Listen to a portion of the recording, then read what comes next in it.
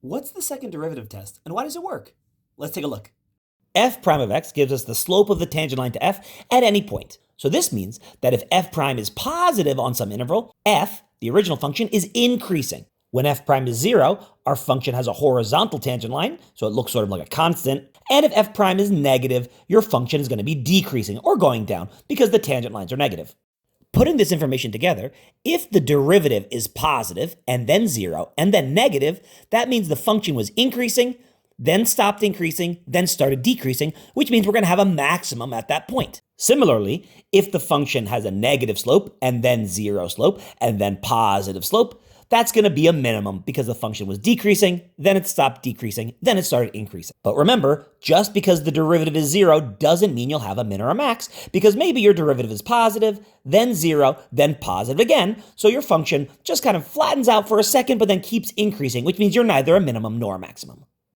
Since the second derivative of f double prime, is the derivative of f prime, that means when f double prime is positive, f prime is increasing.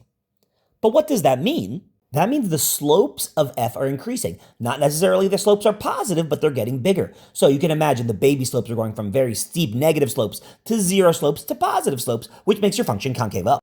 Conversely, if f double prime is negative, then f prime is decreasing, meaning your baby slopes of f are decreasing. Not negative, but decreasing. So they could start out with big positive slopes, then small positive slopes, then 0 slopes, then negative slopes. That makes your function concave down.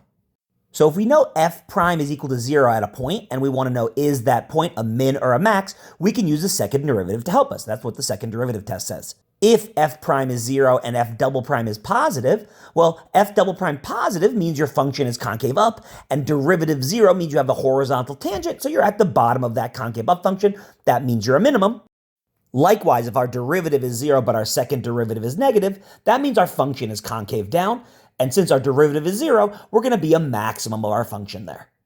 So that's the intuition behind the second derivative test. You can use it when you have a critical point to see if that critical point is a min or a max. Give it a try, see if you like it.